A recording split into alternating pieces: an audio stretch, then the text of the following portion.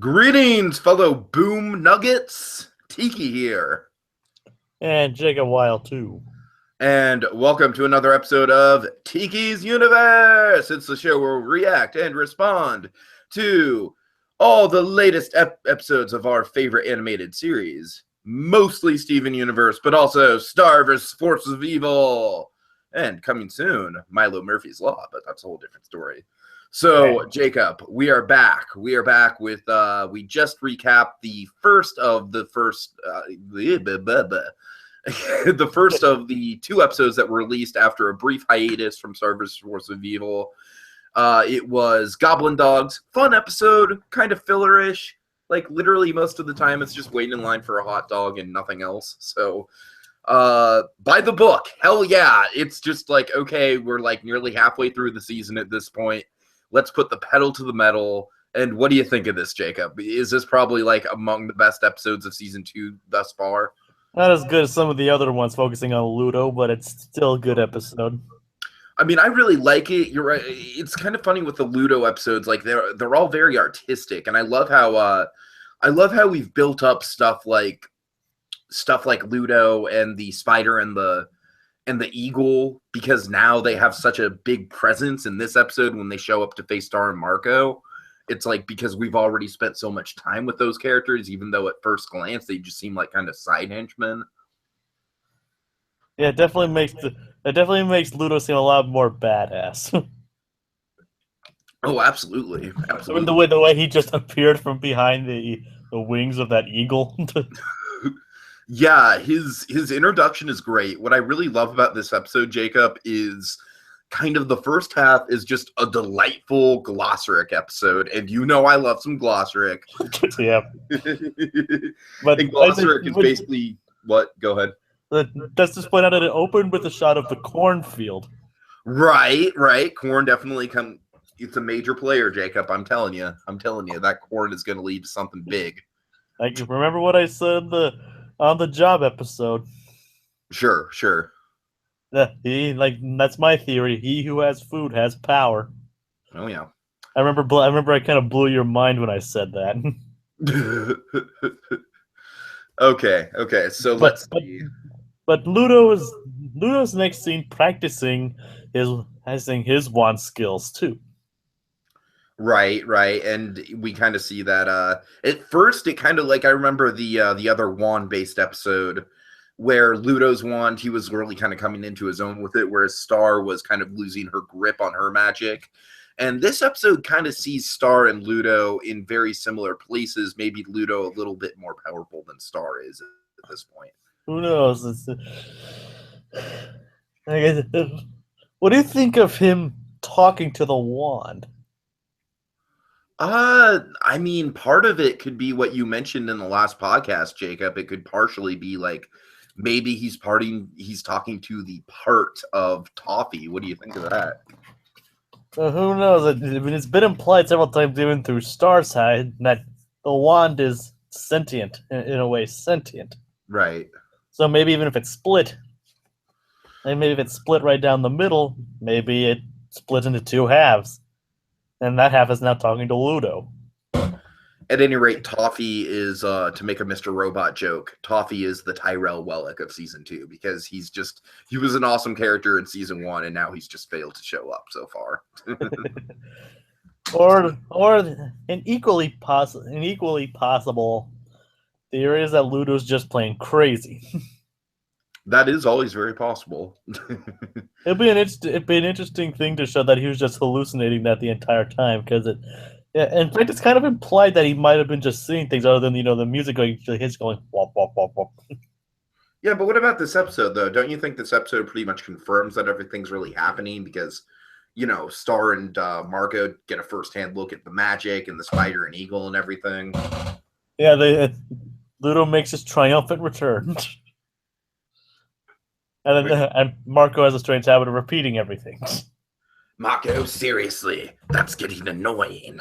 Even Stark is like, yeah, he's kind of right, Marco. I love how casual Ludo is right from the beginning. He's like, Marco, seriously, come on now. Like, earlier Ludo would have like yelled like, "Shut up!" Exactly. Okay, you want to talk through some of this Glosaryk stuff about him kind of being offended by the friendship thing? Yeah. Like I thought we were friends, Star. he after trying to teach Star how to properly cast a spell. Which is going to come back in an awesome way at the end. Yeah, I mean, hopefully he can cast more spells without having to do random dance moves in the future, because then that probably wouldn't be very practical in battle, in quick battle. No, but in animation it looks awesome. Well, yeah. Why do you think all magical girl transformations take forever? Oh god. Okay, so yeah, Glosaryk, he's just always at his best. You know, it's he. I don't know. What do you think of the whole storyline of him being offended by the friendship thing? Kind of weird. And weird, frankly. I mean, probably not out of his character, though. It's just Glosaryk being Glosaryk for me. It's just kind of like, it's especially at the end where he's just like, oh, I got in the donut box because I would be there to help you. Like he knew exactly what was going to happen. Exactly. Maybe he can see the future or something. So I don't know though. I think it's interesting that the first half of this episode, you know, we get the threat of Ludo kind of like, it's time to go catch some butterflies, which, by the way, it's terrifying. I mean, you know, props to Alan Tudyk, because I feel like this has become one of his more menacing Disney villain voices, to tell you the truth. Well, the only other villain he's really played, truly, is King Candy. Yeah, very true. And that was essentially an Ed Wynn impression. A very good Ed Wynn impression, but... I mean, he definitely got menacing near the end of that. But, oh, yeah. Like I said, the only other time he played a kind of villain was Alistair Cray in Big Hero 6, and he was just more of like an amoral businessman more than anything else. Sure. I mean, he wasn't exactly amoral, but, you know, he was more business first, people later kind of guy. Uh-huh. And Duke of Wesselton really wasn't even that antagonistic. No, but he is kind of like in there with the village, and then there's also Weaselton from Zootopia, so there's that thing going on. Well, yeah, neither of them are exactly overly sinister, though. Yeah, I know, I get what you're saying, but it's kind of like I said, the only other sinister villain type he played was, I'd say, King Candy. All right, well, this is kind of going off track, so... but still, not to deny his talent. Well, heck, since we're talking about him so much, that just gives props to his talent. Yeah, I genuinely think this is the most menacing he's ever been, as far as I've heard him, at least in a cartoon. Yeah. Time to catch some butterflies. So he comes back in an absolutely awesome way about midway through all the Glosaryk zaniness. Yeah, but they take him to a romantic...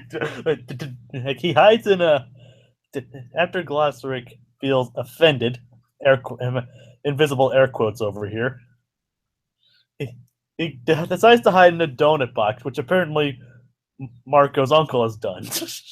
Right. Not necessarily a donut box, but like, my uncle Enrique did this, it's fine. And they take the basically Twilight with Cthulhu. I was like, it's like, we can never be together. Then I saw the tentacle, I was like, we come from different worlds. The tentacle's like, society! Like, society will never allow us to be together. I was like, what? Definitely one of the more random things I've seen in this show. I've been on the internet enough to know that it wouldn't work. Yeah. Tentacles really don't go well together with people. Okay, so and then they get into it, and then they. I'm just glad they didn't carry on the whole tell Star, or the whole tell Star to say this or something like that. I'm glad they didn't carry that on. That is always kind of a trope that gets really annoying, and I don't think normal teenagers act like that. Like maybe little kids still do stuff like that, but I don't know. Well, but then again, I guess the whole point is that Glosaryk is being a spoiled child about the whole situation. And they, like I said, they only did that like one for one part, but I'm glad they didn't like carry that on. Yeah, I agree. Yeah, and then she tried conjuring the candy cloud for Star, and it rained spaghetti. It's like, maybe you could use some work. Like, even Marco's beginning to agree with Glosaryk. Yeah. That's when you know things are going bad with Stars 1, when Marco starts agreeing with Glosaryk. Right. By the way, I love how Marco just directly addresses the pudding thing. They're like, all he does is eat pudding.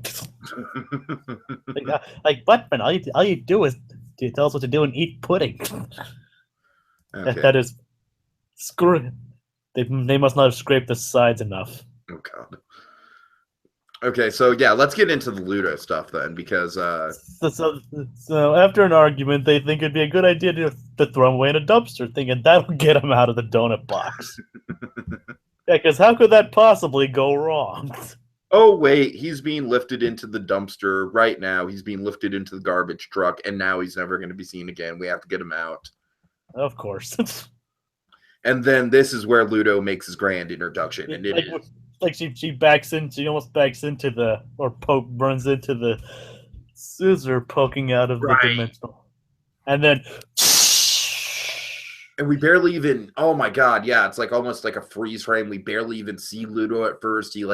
He appears out of the eagle wings. It's great. It's pretty fucking epic, man. I gotta say. It's the most badass entrance ever. I mean, like, would you imagine that we'd be saying this about the Ludo we saw in the first season? No, I would not, Jacob. And that is why I think the show's done a really good job throughout these first 14 episodes. They're just kind of slowly building Ludo up, keeping Ludo off to the side, slowly kind of building up his menace. Like I said, I think it's very important to have the spider and the eagle as kind of like menacing threats and henchmen to Ludo that we know intimately throughout various episodes. So I think all this came together in a glorious moment right here. If you notice, they could easily beat up his previous henchmen. They had more difficulty with these guys. Yeah, that's true. That's true. Marco could easily knock out the giraffe head, the gnome guys, or whoever they were. Because they're used to them. And those guys were also slightly incompetent. Whereas these guys we've seen firsthand what they've done to survive. And I think the survival instinct, both in Ludo and in the spider and the eagle, kind of make them the more menacing and more kind of physically imposing presence that they are. Yep, and it shows parallels between the two as they the situation is entirely dire. She's having trouble with her wand, he might be getting stronger with his. And right. Of course, there's a trouble with Glosaryk almost getting crushed. What do you think? At first, for just a split second, I was like, "Motherfucker, did they just kill Glosaryk?" Oh, please, they can't kill Glosaryk. Oh, I know. Even if they wanted to kill that character, it'd just be so hard to explain the logistics of killing him. Yeah, especially after what just happened in this episode. Yeah, right. So, I don't know, though. I did think it was a great dramatic moment where we think Glosaryk has been crushed. Well, I guess it is logical. I mean, he was being petty and wouldn't even listen to them, so who knows? Sure. Well, he appeared to be that way, I should say. Yeah, we'll get to that. But then when all seems lost, he peers out and summons the book. Oh yeah. And then we get just the epic Sailor Moon-esque summoning spell, which, Jacob, like I said, completely unpractical on the battlefield, but in animation, it just looks so goddamn cool that I don't care. And she summons a stampede of warnicorns. Oh my God. And that shot of the warnicorns behind her, it's just it's epic. It's oh my God, this is the type of rich fantasy stuff that we've been wanting from this show. From the looks of it, we might be getting a lot more of that now that Ludo's returned and Star knows that he's there. Ludo, I threw you into the abyss. Yes. He's like, yes, you did. Oh God, again with the Alan Tudyk, man. I mean, you could hear the conviction in his voice. You could totally hear yeah, he's pissed. And he has every right to be. Well, okay, let's see. So but being trampled and being knocked back into the portal, Ludo is defeated. But the old Ludo would have been like, "Ah, it's not fair." That was a great impression. Well done. It's not fair. They defeated me again. No, this time he's like he saw the book. Yeah, that's the major plot development. Ludo's like, after the book now. And he's talking to the wand. And it ends like, there's a book. And that's the episode ends. Like, there's a book. Okay, so 2 observations here. One, I love how the book has become a major plot device, much like Gravity Falls. 2, what do you think of the potential of Ludo kind of towards the end of the season taking control of Glosaryk, kind of in the style of when Jafar took control of the genie in Aladdin? Because that's kind of the vibe I was going with. I don't think he'll take control of Glosaryk, because Glosaryk. I think if anything, Glosaryk would just troll him to no end. Okay, fair enough, and that sounds like an equally amusing alternative, so I'll go with it. All right, but I could totally see him getting his hands on the book, though. Sure. Or maybe I mean, obviously, that's definitely kind of going to be a plot now. He's going after the book. Like, there's the book. Like I said, the old Ludo would have complained and whined about it, with not even learning anything. This time he's like, oh, I may have lost, but I learned something. All right, so Jacob, it looks like we are getting episodes for at least a good, see, 1, 2, 3, at least a good 4 weeks, straight through until October 10th, listed on the wiki, and maybe even further ahead than that. Next episode of Game is Game of Flags, and then Girls' Day Out, so we'll see how that goes. And then that's about it. Also, 11B, episode 24 of the series as a whole, is called Spider with a Top Hat, which sounds very, very interesting. Well, there's a spider. I don't know how this is going to work out. Okay, Jacob, so any final thoughts on this episode? Very, like I said, probably not as good as something like the first episode with Ludo, I probably wouldn't say. But definitely up there with, like, definitely the stronger of the 2 episodes that aired today, but... Oh, no question, yeah. But I would say this is probably way up in, like, the top 3 episodes of Season 2.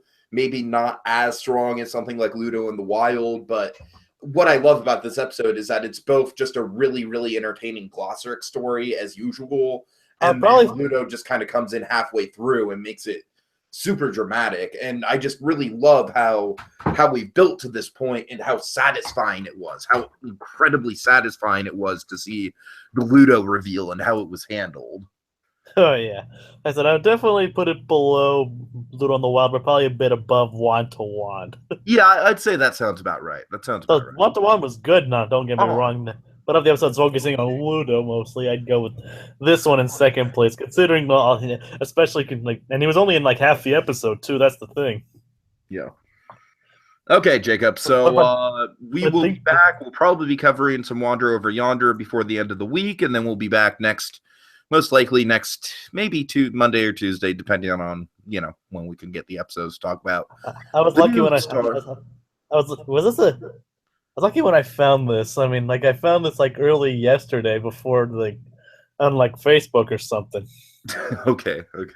And then you sent me a message like, "Oh, you want to do it tonight?" And I'm like, "I'm gonna be getting home at midnight." So no. Well, I didn't know what you were doing, so. Well, I was doing a museum shift. All right. Well, but all right, Jacob. So like I said, I don't know. Hopefully, I can get the episode on. We can do this one on Monday next week. Yeah, hopefully Tuesday at the latest. Thanks for joining me, Jacob, and we will see you guys later. Later. Those are my boom nuggets.